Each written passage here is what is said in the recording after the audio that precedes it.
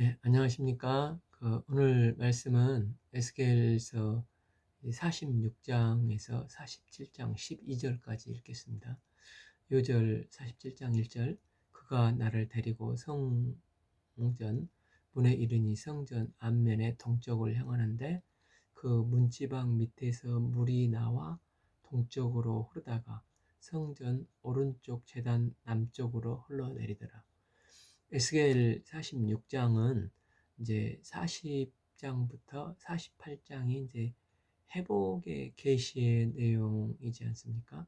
그 중에 이제 40에서 43장까지가 새롭게 회복될 성전은 어떤 곳인가 하고 성전에 관한 말씀을 읽었습니다. 44장에서 46장은 그러면 새로운 성전에서 드려질 새로운 예배란 무엇인가에 대한 말씀을 또 읽었습니다. 그리고 이제 그 47장, 48장은 새로운 기업에 대해서 말씀을 하고 있습니다.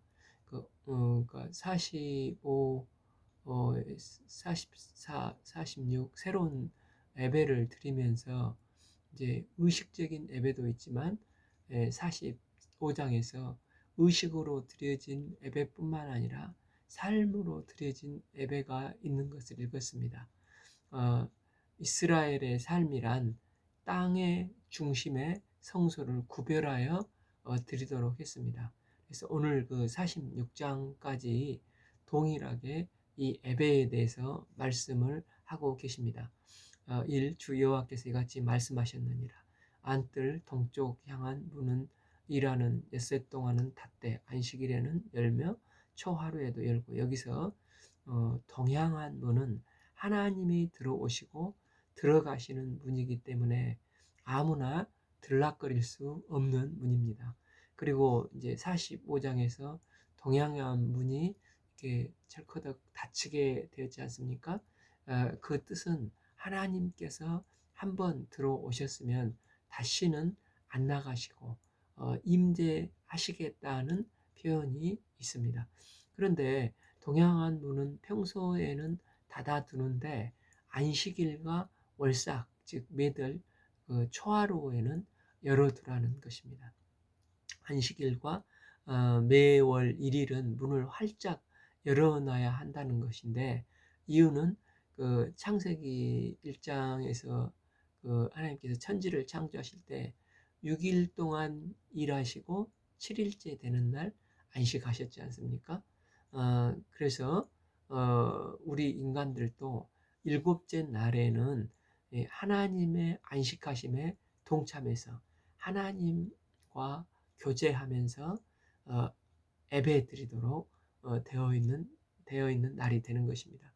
그래서 이 안식일에 문을 열어라 하는 것은 누구든지 안식일에는 하나님 앞에 나와 예배 드리는 것에 빠짐이 없어야 한다는 것을 보여주기 위해서 안식일과 월삭의 문을 열어 놓으라고 하셨습니다. 그런데 일반 백성들뿐만 아니라 왕도 안식일과 월삭에는 마찬가지로 예배를 드려야 한다는 것입니다. 이 군주는 바깥 문 현관을 통하여 들어와서 문 벽 곁에 서고, 제사장은 그를 위하여 번제와 감사제를 드릴 것이요 군주는 문 통로에서 예배를 한 후에 밖으로 나가서 그 문은 저녁까지 닫지 말 것이니라. 과거에 그 우시아 왕이 하나님께서 축복을 하시자 그가 교만해져서 제사장만 제사를 드리고 왕은 제사를 못 드리냐 하고 제사를 직접 집행을 하려고 하다가 이제 그만 문둥병에 걸려서 죽는 날까지 문둥병으로 고생하다가 죽지 않았습니까?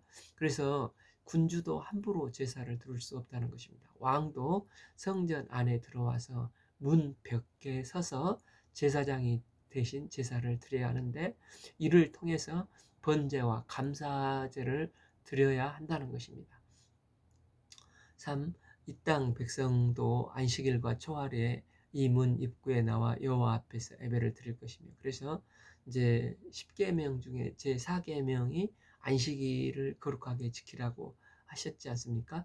이 안식일은 신분 고하를 막론하고 누구나 하나님의 은혜를 기억하면서 예배를 드려야 한다는 것입니다. 이 안식일에 어떤 제물을 드리는 것입니까? 자, 안식일에 군주가 여호와께 드릴 번제는 흠없는 어린 양 6마리와 흠없는 순양 1마리. 그러니까 왕도 자기가 왕이라 할지라도 죄 안 짓는 자가 없지 않습니까? 그래서 죄 있는 인간은 누구나 하나님을 만날 수 없기 때문에 반드시 흠없는 것으로 속죄제를 드려야 하나님과 교통할 수가 있다는 것입니다. 그래서 왕도 흠없는 짐승들을 잡아서 거룩하신 하나님 앞에 예배를 드려야 하는 것입니다. 뿐만 아니라 5절 그 소재는 순양 하나에 밀가루 한 에바여 모든 어린 양에는 그 힘대로 예물을 드려야 할 것이며 밀가루 한 에바는 기름 한 흰식이니라. 여기서 이제 힘대로라는 것을 계속 강조를 하고 있는데 힘대로라는 것은 손바닥을 가능하게 넓게 펴고 사이사이가 잘 새지 않도록 이렇게 해서 밀가루를 듬뿍 힘대로 정성을 다 퍼가지고 주께 드려야 한다는 것입니다. 예수님께서 그 서기관이 찾아와서 묻되 모든 계명 중에 첫째가 무엇입니까? 할 때 마가복음 12장 30절을 보면 너는 마음을 다하고 목숨을 다하고 뜻을 다하고 힘을 다하여 너 주의 하나님을 사랑하라 했지 않습니까? 그래서 힘을 다해서 누군가를 사랑하고 싶은데 또 예배를 드리고 또 이웃을 사랑할 때 밀가루를 풀 수 있는 도구가 이제 손밖에 없으면은 가능하면 많이 퍼서 힘을 다해서 퍼서 어떻게든지 많이 풀려고 하는 거 이게 그 힘대로라는 것입니다. 하나님 앞에 뭘 바칠 때는 가능하면 나의 힘을 다해서 마음을 다해서 정성을 다해서 하나님 앞에 예배를 드려야 한다는 것입니다. 이런 그 예배를 드릴 때는 안식일에는 흠없는 것을 힘대로 드려야 하는 것입니다. 또한 매월 1일은 어떤 자세로 맞이해야 됩니까? 새 달을 주신 것에 대해서 감사하고 예배로 시작을 해야 한다는 것입니다. 6. 초하루에는 흠없는 숫송아지 1마리와 어린 양 6마리와 순양 1마리를 낼 때 모든 흠없는 것으로 할 것이며 7. 또 소재를 준비하되 숫송아지에게 밀가루 한 에바요 순양에게도 밀가루 한 에바매 모든 어린 양의 그 힘대로 할 것이며 밀가루 한 에바에는 기름 한 흰식이며 즉 하나님께 예배 드릴 때의 자세는 흠없는 것으로 드리고 힘대로 드리는 예배를 하나님이 기뻐하신다는 것입니다. 8. 군주가 올 때는 이 문 현관을 통하여 들어오고 나갈 때도 그러할지니라. 또한 나 하나님의 백성이 예배 드릴 때는 어떤 문을 이용을 해야 된다는 것입니까?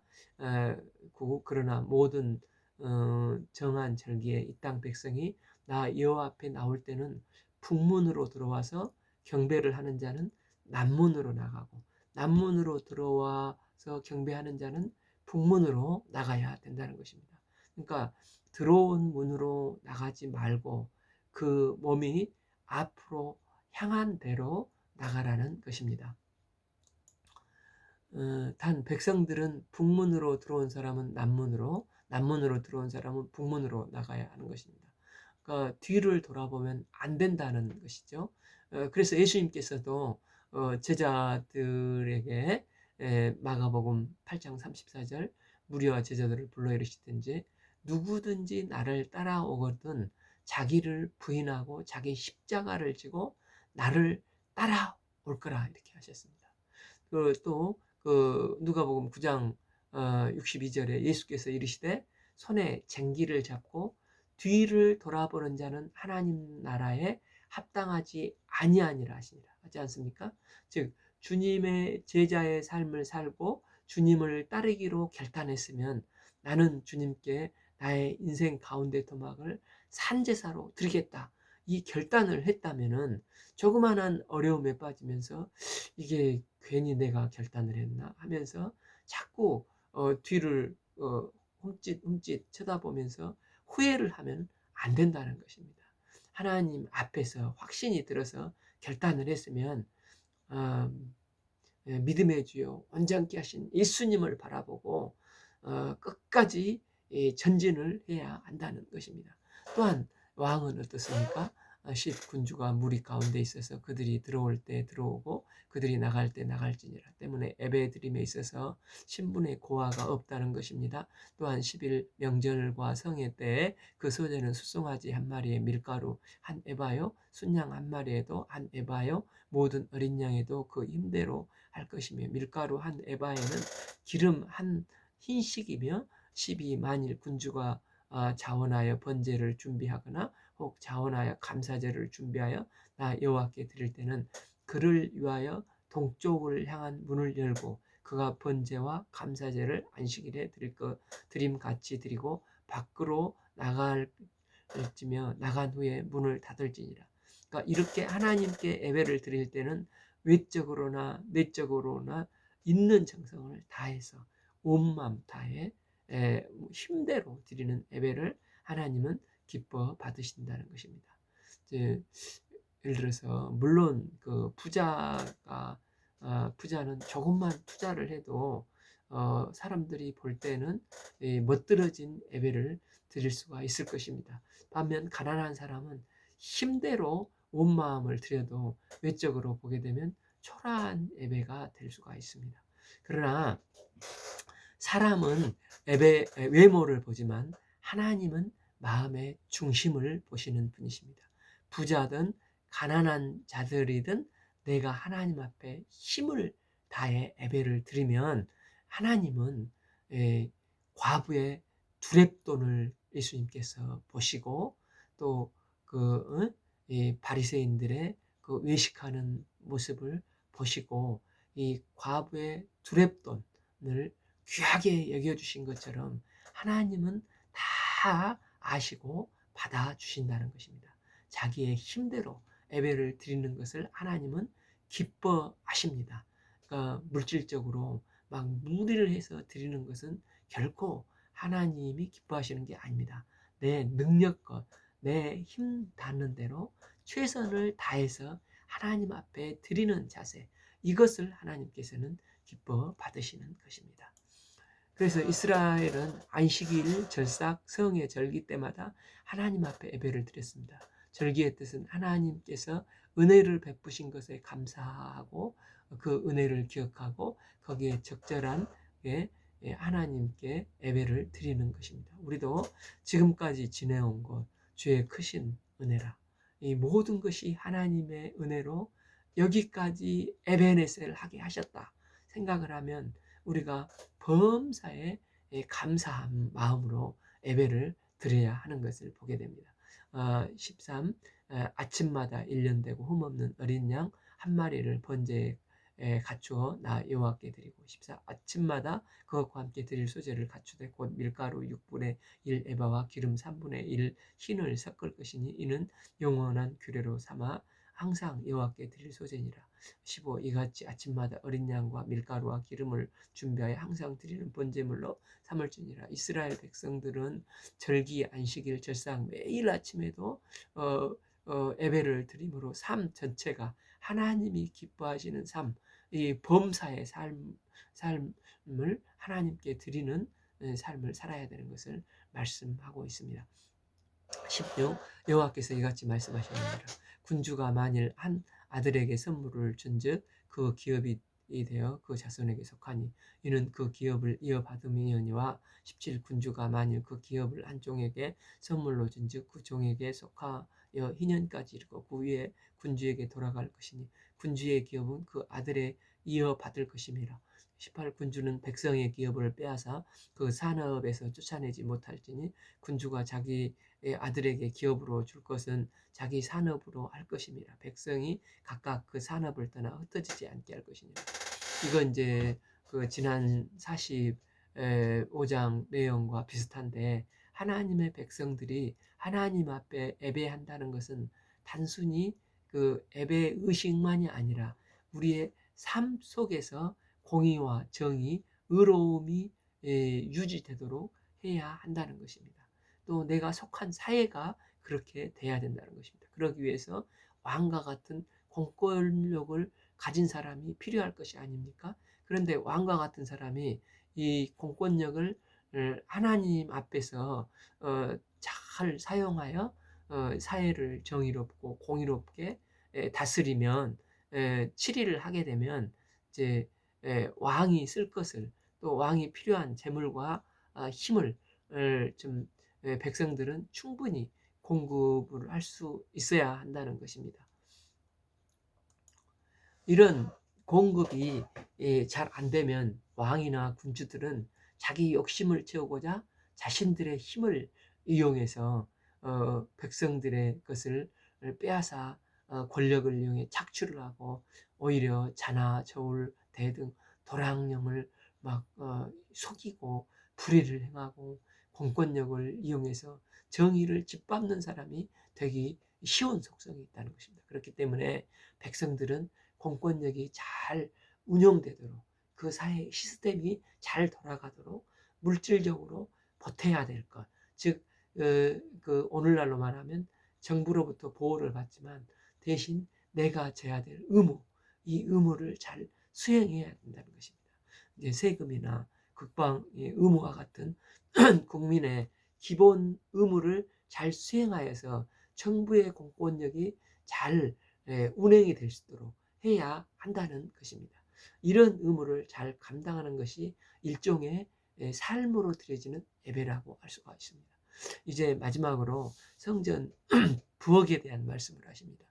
19. 그 후에 그가 나를 데리고 문곁 통행구를 통하여 북쪽으로 향한 제사장이 거룩한 방으로 들어가시니 그 방 뒤쪽 서쪽 한 처소가 있더라. 20. 그가 내게 이르되 이는 제사장이 속건제와 속죄제와 희생제물을 삼으며 속죄물을 구울 처소니 그들이 성물을 가지고 바깥들에 가면 백성등을 거룩하게 할까 함이니라 하시고, 20일 나를 데리고 바깥뜰로 나가서 나를 뜰 네 구석을 지나가게 하시는데, 본즉 그 뜰 구석에 또 뜰이 있는데 22 뜰의 네 구석 안에는 집이 있으니 길이는 40척이요 너비는 30척이라. 구석에 네 뜰이 같이 크기며 23 그 작은 네 뜰 사방으로 돌아가면 부엌이 있고 그 사방 부엌에 삶은 기구가 설비되었는데, 24 그가 내게 이르시되 이는 삶은 부엌이니 성전에서 수종 들은 자가 백성의 재물을 여기서 삶을 것이니라 하시니라. 그러니까 성전 부엌은 제사장들이 여러 가지 모양으로 하나님께 드리기 위해서 재물을 잡아 삶기도 하고 또 굽기도 하고 이렇게 요리를 가공하는 곳이지 않습니까? 이런 것을 하는 장소도 방법들도 세상의 방법대로 하지 않고 하나님이 주시는 방법, 하나님께서 정해주신 어떤 치수, 규격, 이런 이를 따라서 그 예배 드리기 위해서 제물들을 관리하는 데 있어서도 하나님께서 하시는 지침을 볼 때 하나님이 원하시는 방법이 있다는 것입니다. 그래서 모든 과정을 통해서 준비된 자세로 예배를 드리고 하나님께 제물을 드려야 한다는 것입니다. 그래서 그 하나님 앞에 우리가 예배를 드린다는 것은, 예배는 전적으로 하나님의 마음에 맞는 예배를 드려야지 내 마음에 맞는 예배를 드리는 것이 결코 아니라는 것입니다. 엄밀하게 예배는 성도의 입맛을 맞추기 위해 한 것이 아니라 전적으로 하나님의 영광을 위한 것입니다. 가인과 아벨에서 아벨과 그 제물을 하나님이 원하시는 방법대로 드렸기 때문에 받으신 것입니다. 그러나 가인은 그렇지 않고 자기 생각대로 예배를 이렇게 드리면 하나님이 받으실 거야. 그런데 가인과 그 제물을 받으시지 않으셨습니다. 우리가 새로운 성전에서 어떤 예배를 드려야 하는 것입니까? 나를 위해서 온전하시고 흠없고 점없는 예수님께서 세상 죄를 지고 가신 하나님의 어린 양이 되사 속죄의 대물이 되셔서 피 흘려 보혈의 피를 흘리셨지 않습니까? 그래서 우리는 그 그 보혈의 공로를 믿음으로 그 크신 은혜에 감사하여 새 생명을 얻고 새로운 삶을 살게 되는데, 이런 것에 대한 감사한 자세로 예배를 드려야 한다는 것입니다. 우리는 부족해서 온전한 예배를 드릴 수가 없습니다. 그러나 보혈의 은혜에 의지해서 예배를 드릴 때 흠없고 온전하신 주님의 보혈을 하나님께서는 온전한 예배로 받으시고, 그 보혈의 공로를 통해서 드리는 예배를 하나님께서는 기뻐 받으신다는 것입니다. 우리가 늘 참 주님께서 베푸신 은혜에 감사하는 마음으로 주님께 나가 예배드리는 삶을 살 수 있기를 기도합니다. 이제 그 47장은 그 40장에서 43장까지가 새로운 회복될 성전은 어떤 것인가였고, 44에서 46장은 새로운 성전에서 드려질 새로운 예배란 무엇인가에 대해서 말씀을 읽었습니다. 이제 47장과 8장은 새로운 기업에 대한 말씀을 하고 계십니다. 우리 그 찬송가에서도 보면 나의 영원하신 기업, 생명보다 귀하네, 찬송이 있지 않습니까? 기업은 두 가지를 가진다고 볼 수가 있습니다. 첫째는 하나님이 거저 주시는 것이기 때문에 이 기업은 선물이라는 의미가 있다는 것입니다. 아버지가 자식에게 이제 죽으면서 땅을 줄 때 그 죽게 되면 이 공수거로 가지 않습니까? 그래서 아무 대가를 바라지 않고 그냥 일생 동안 일구었던 모든 땅을 그대로 그 기업으로 선물로 주는 것이지 않습니까? 그 자식 입장에서 보면 이 기업이 큰 선물인 것입니다. 둘째는 하나님은 기업을 주시긴 주셨지만 기업으로 나만 잘 먹고 잘 살면 된다, 나만 평안하면 된다, 이걸 원하시지 않으신다는 것입니다. 하나님은 그 기업을 가지고 뭔가를 하기를 원하신다는 것입니다. 그래서 기업은 일종의 사명의 의미를 가지고 있다는 것입니다.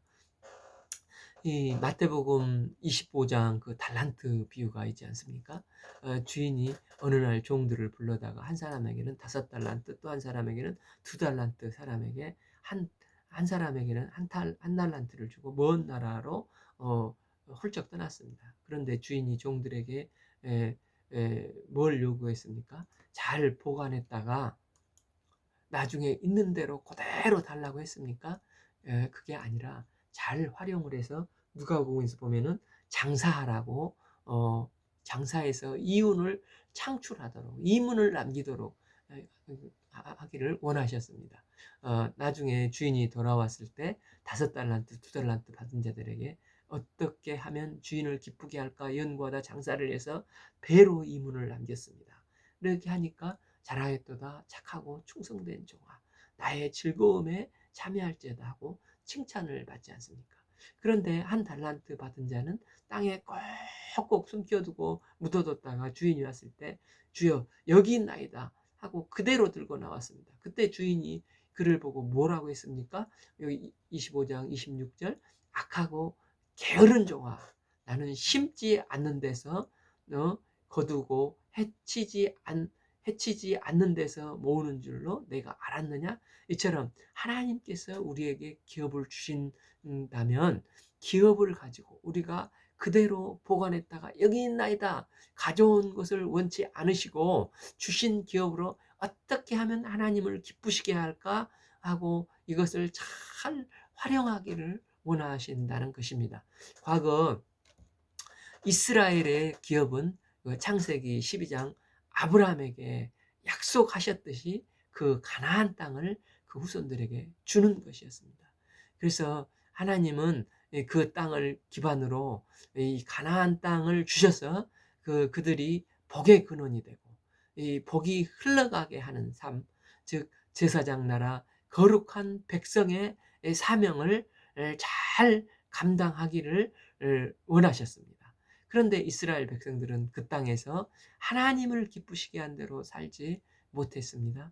하나님은 약속대로 땅을 주셨는데 그들은 하나님 앞에서 제대로 한 게 없고 그들은 그 땅을 밟아서 그 땅에 음란하게 우상 숭배를 하며 죄 짓는데 다 사용을 했습니다. 그러다가 결국 멸망하여 그 땅도 빼앗기고 이제 바벨론의 포로가 되어서 그발 강가에서 슬피 울 수밖에 없는 운명이 되었습니다. 그런데 이제는 하나님이 새로운 성전을 허락하시겠다. 새로운 예배를 허락하시겠다는 것입니다. 요한복음 2장 19절에서 그 새로운 성전은 예수께서 대답하여 이르시되 너희가 이 성전을 헐라 내가 사흘 동안에 일으키리라. 예수님의 십자가 복음, 이 성전 되신 주님께서 믿는 자에게 이 구속의 은혜를 선물로 주셨습니다. 그러면서 우리는 생명을 얻게 됐죠. 그러면서 하나님의 백성에게 새로운 기업을 주시겠다는 것입니다. 그러면 하나님께서 주시고자 하시는 새로운 기업은 무엇입니까? 사도행전 1장 8절 봐보면 오직 성령이 너희에게 임하시면 너희가 권능을 받고 예루살렘과 온 유대와 사마리아와 땅끝까지 이르러 내 증인이 되리라. 그러니까 하나님은 새로운 성전을 허락하시고 새로운 시대에 구원받은 하나님의 백성에게 주시고자 하신 기업은 메시아 되신 예수님이 오심으로 또 이어서 성령을 보내사 성령의 권능을 부어주시겠다는 것입니다. 그렇게 되면 그 받은 바 성령에 주신 권능을 가지고 스스로 잘 먹고 잘 사는데 나만 잘 먹고 잘 사는데 자족하는 삶이 아니라 성령의 권능을 받아서 이웃에게 또한 사랑하는 사람에게 예루살렘과 유대와 사마리아와 땅끝까지 이르러 복음의 증인이 되는 삶을 살기를 원하시는 것입니다. 이게 바로 하나님이 하나님 백성에게 주신 기업을 가지고 해야 될 일이라는 것입니다. 그런 면에서 하나님께서 구원받은 우리에게 주신 선물이 무엇입니까? 1. 그가 나를 데리고 성전 문에 이르니 성전 앞면이 동쪽을 향하였는데 하나님께서 이제 동문으로 나가셨다가 43장에서 여호와께서 여호와의 영광이 동쪽으로 오시는데 많은 물이 흐르는 소리 같다고 하나님께서 다시 동문으로 들어오셔서 문이 닫혀 있지 않습니까? 그러니 성전 안에는 누가 계십니까? 하나님께서 지금 성전 안에 임재해 계시는 것입니다. 그런데 하나님이 계시는 그 성소에서 갑자기 물이 퐁퐁퐁퐁 쏟아나는 것입니다. 1절 B 그 문지방 밑에서 물이 나와 동쪽으로 흐르다가 성전 오른쪽 제단을 삥 돌아서 남쪽으로 흘러내리기 시작한다는 것입니다. 이게 뭘 말하는 것입니까? 그 사실 예루살렘 성 안에는 강이나 그 샘물이 없다고 합니다. 그래서 평상시에 성 밖에서 물을 길러 먹었는데 이 평상시는 괜찮았는데 갑자기 전쟁이나 나면 그 물을 길러 올 수가 없어서 큰 곤란을 겪었다는 것입니다. 그래서 히스기야 왕 때 성 밖 그 기온섬 샘에서 수로를 만드는 대공사를 통해서 물이 저절로 예루살렘 성으로 들어오게 터널을 만들고 그 샘물이 바로 실로암 샘물이지 않습니까? 그런데 지금 새로운 성전에는 어떤 일이 벌어지냐면 갑자기 이 성소에서 물이 없는 이 성소에서 물이 콸콸콸콸 솟아나는 거 있을 수 없는 일이 일어나서 물이 나오는데 이제 제단을 삥 돌아서 계속해서 아래로 흘러간다는 것입니다. 여기서 제단은 무엇을 상징합니까? 제단이 올려지는 것은 소나 양의 제물이 하나님께 드려지는 것입니다. 이 속죄 제물은 하나님의 어린 양 예수 그리스도 보혈의 피의 예표라고 할 수가 있습니다.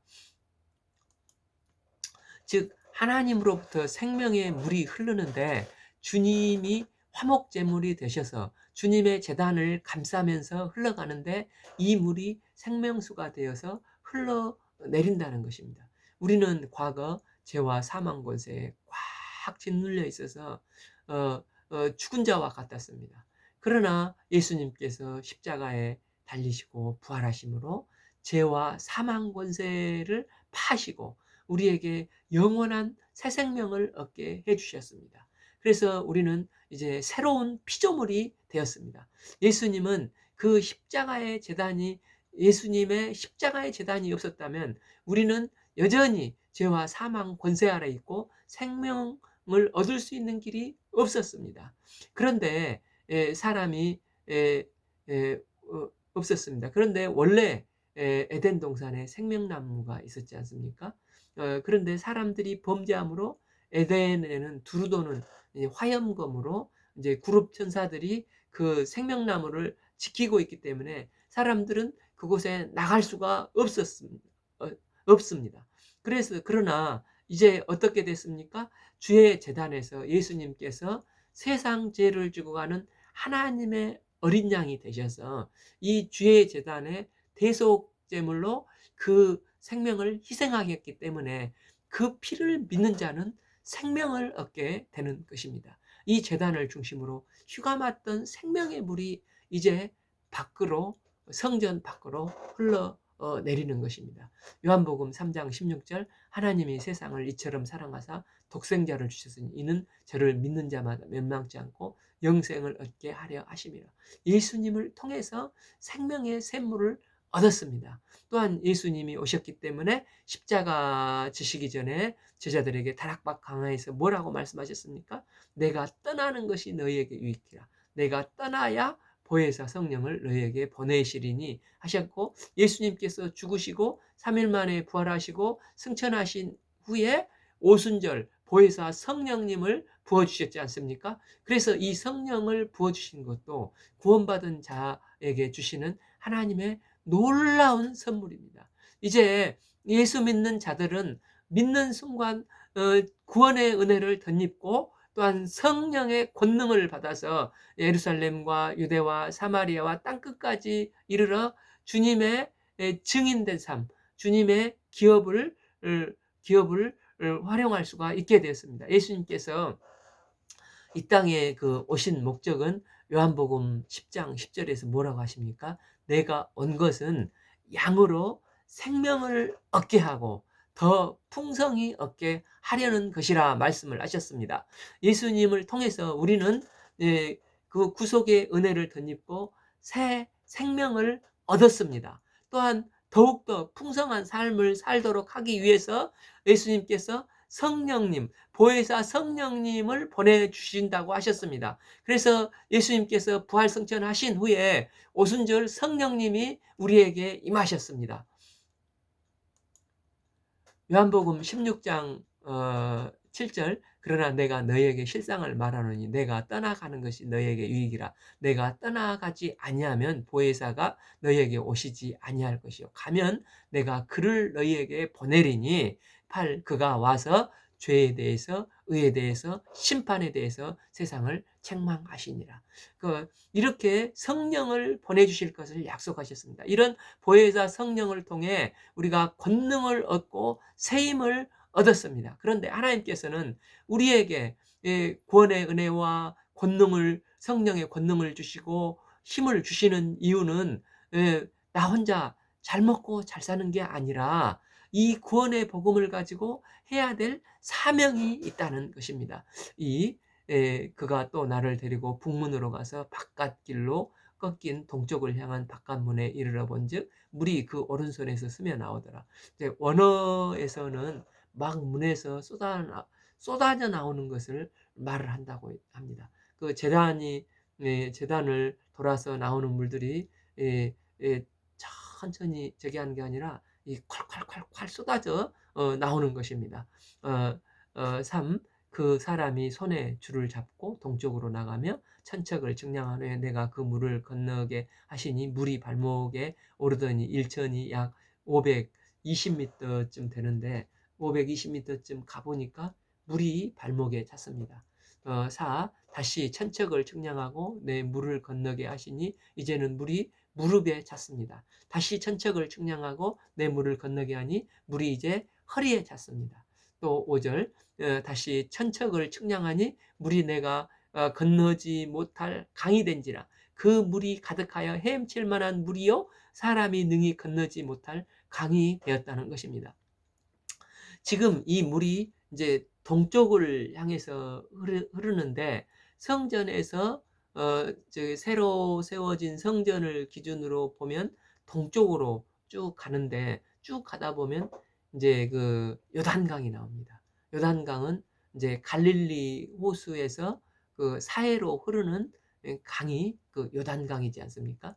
그래서 성전에서 동쪽으로 쭉 가면은 요단강이 나오는데 그 요단강 아래로 흘러가면은 이제 사해가 되는 것입니다. 그 사해에는 이 소금기가 워낙 많아서 매우 맑은데 고기가 생물이 살 수가 없어서 고기가 한 마리도 없고 그 이제 누워 있기만 하면은 붕붕 떠서 이제 떠 있는데 이게 이제 죽음의 바다 그래서 사해라고 하지 않습니까? 그리고 이제 요단강에서 사해까지 이르는 길 옆에 봐보면은 이제 광야, 이 사막 지대라고 합니다.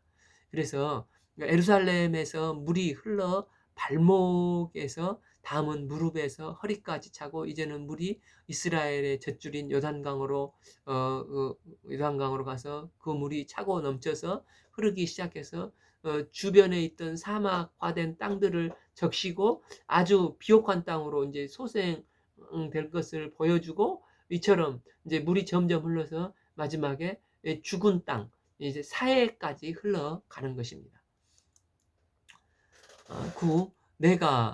그가 내게 이르되 인자야 내가 이것을 보았느냐 하시고 나를 인도하여 강가에 돌아오게 하시기로 에스겔이 그 장면을 보면서 다시 오던 길로 돌아가는 것입니다. 그런데 이전에는 사막과 같은 땅이었던 곳이 이제는 어떻게 되어 있습니까? 7 내가 돌아가니 강 좌우편 광야에 생명의 물이 흘러 들어가니까 나무가 많아지더라는 것입니다.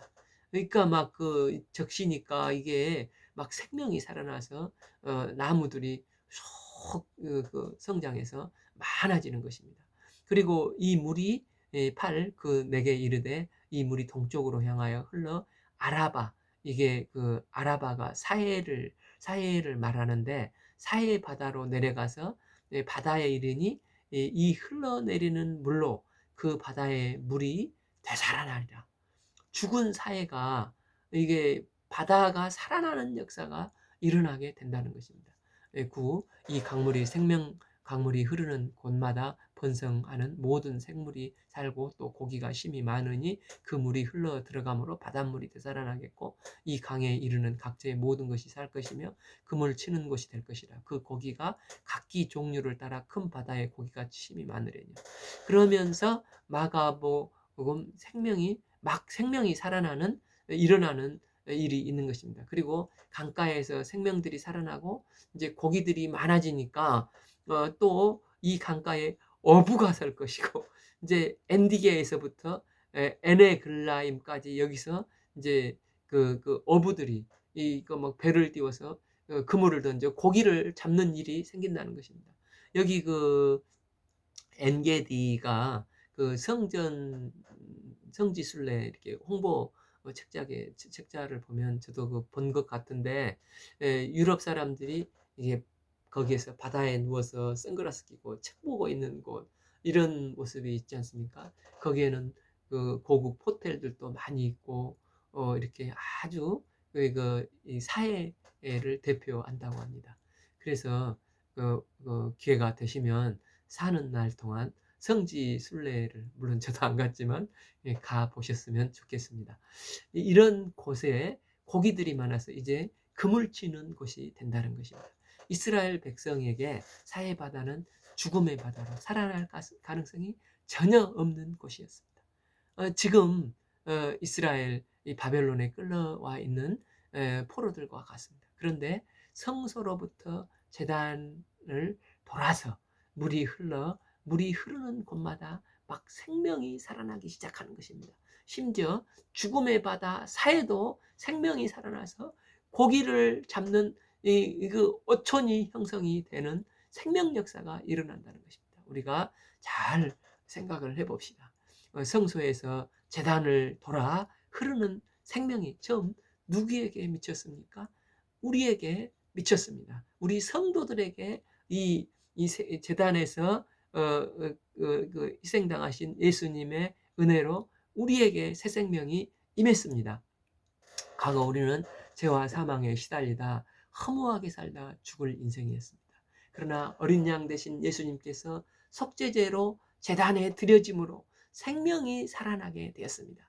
또한 성령님을 부어주시니까 우리가 권능을 받고 권능을 받은 우리가 흘러가면서 사랑하는 사람들에게, 이웃에게, 친구에게, 가족에게 예루살렘과 유대와 사마리아 땅끝까지 막 흘러왔지 않습니까? 우리가 가면 그곳에 어떤 역사가 나타납니까? 죽음의 바다, 죽어있던 그들의 생명이 살아났습니다. 예수님을 믿고 그들도 주님께 돌아왔습니다. 그리고 죄악된 세상들이 물러가고 거룩한 하나님 나라가 조금씩 조금씩 건설하였는데 쓰임받았습니다. 이것을 하나님께서 말씀하고 있습니다. 그런데 어떤 문제가 있습니까? 10일 그 진펄과 갯벌은 되살아나지 못하고 소금 땅이 될 것이며, 이제 강이 차고 넘치면 강둑을 넘쳐 나갈 것이 아닙니까? 그런데 간혹 그 진흙 웅덩이 같은 곳이 있으면 물이 흘러가다가 진흙 웅덩이에 이제 고이게 되고 더 이상 흘러가지 못하는 것입니다. 그 다음에 고여있던 물이 점점 말라 스며 들어가면서 결국은 짠 소금기만 남을 것이라는 것입니다. 그래서 진흙탕이나 갯벌이고 고인물은 더 이상 흘러가지 않고 그 땅은 죽은 땅이 그 소성되지 못하고 소금 땅, 죽은 땅이 될 수밖에 없다는 것입니다. 오늘날도 마찬가지로 우리가 성령의 은혜를 받았으면 받은 바 은혜를 바깥으로 누군가에게 흘려보내 영향력을 미쳐야 하는 것입니다. 그렇지 않고 우리들끼리만 똘똘 뭉쳐서 그 안에만 고여 있다 보면 결국은 그 개인이나 공동체는 힘을 잃고 만다는 것입니다. 오늘날 영국 교회나 유럽 교회가 그렇지 않습니까? 교회는 몇백 명 앉아 있을 만큼 크고 웅장하지만 받은 은혜를 증거하지 않고 자기들끼리만 있다 보니까 결국은 짐벌이 되고 갯벌이 되어서 죽은 자와 방불한, 이제 심지어 관광지가 되고 술집이 되어서 팔려가는 그런 상황이 되지 않습니까? 그래서 현재 대학생들 중에서 우리나라도 크리스찬이 5% 미만이라고 하지 않습니까? 올해 30교회를 개척하고 또 개척한다고 하는 그 이찬수 목사님이 몇 달 전에 한국 교회에 이런 아름다운 예배당이 50년 뒤에 안 채워지면 어떻게 할 것인가? 한국 교회의 회개와 각성을 촉구한 메시지를 들은 적이 있습니다. 코로나 이후에 우리의 모습을 보면 참 유럽 이야기가 아니라 진실로 우리가 깨어 있어야 하는 것을 보게 됩니다.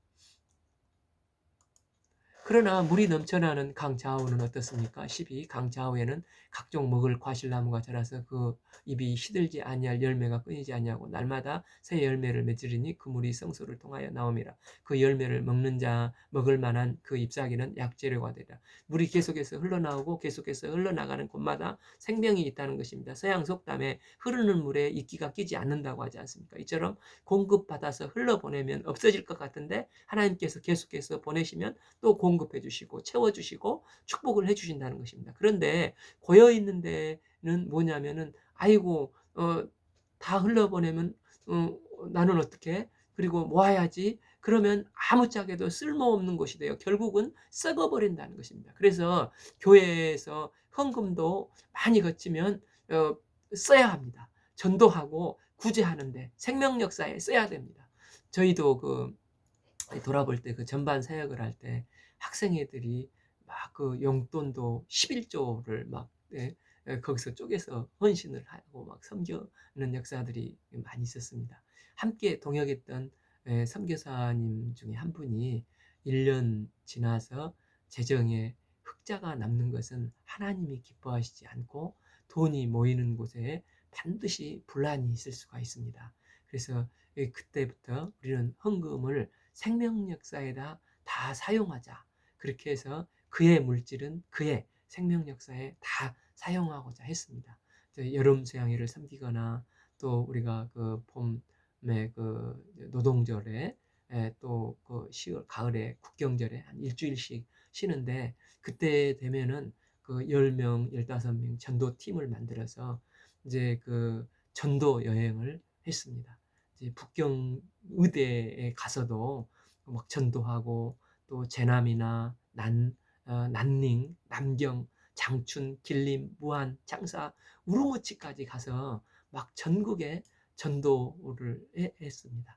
그래서 이제 그 말씀이 한 사람은 말씀을 준비하고 또 한 두 사람은 이제 그 간증문을 준비하고 또 율동 찬양을 준비해 가서 어쩔 때는 그곳에 강당을 그 호텔에 강당을 빌리기도 하고 또 모텔에 그 침대를 바로 세워 가지고 거기에서 그 전도한 생명들을 이제 초청해서 거기에서 바이블 아카데미를 하면서 그곳에 이제 현지에 있는 그 대학원 목자나 박사학위를 받는 리더들에게 그 양떼들을 지속적으로 케어하도록 그들에게 인계를 하고 왔었습니다.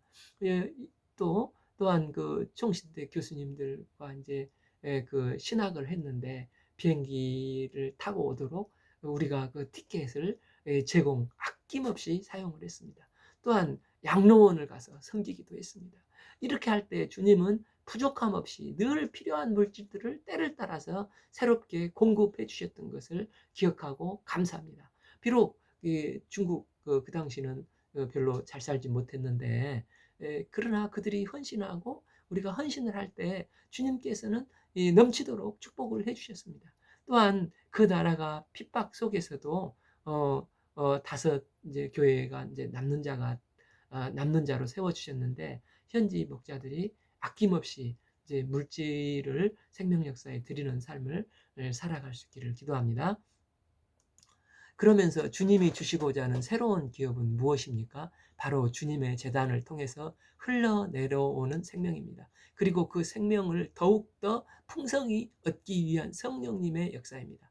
그리고 이 생명과 성령의 역사가 우리에게 차고 넘쳐 흘러가기 시작하면 거기에 또 다른 생명 역사들이 나타나기를 원하십니다. 그러면서 그런 면에서 우리에게 주신 기업은 우리가 예수로 인해서 새 생명을 얻고 성령님을 통해서 은혜를 덧입었는데 이 성령님을 통해서 권능을 주셨습니다. 그리고 우리가 해야 할 일은 이웃과 가정과 예루살렘과 유대와 땅 끝까지 증인된 삶을 살아야 됩니다. 이것을 지금 에스겔은 어떤 형태로 봅니까? 예루살렘 성소에서 물이 흘러 재단을 흘러 유대 땅, 하나님의 백성의 땅을 흘러서 백성의 땅에 죽었던 생명들이 살아나고 있는 것을 그림을 보듯이 보고 있는 것입니다. 그 역사가 무엇입니까? 오늘날 교회를 통해서 새 생명들이 살아나는 이 역사를 마치 비유를 한 것처럼 이런 식으로 보고 있는 것입니다. 우리가 전도하기 힘든 세상에 살고 있습니다. 그러나 주께서 은혜를 베푸시고 구속해 주신 새 생명과 성령의 권능을 덧입고 이 시대에 복음을 증거하는 복음의 증인들이 될 수 있기를 기도합니다. 오늘 말씀은 에스겔 46장에서 47장 12절까지 읽겠습니다. 감사합니다.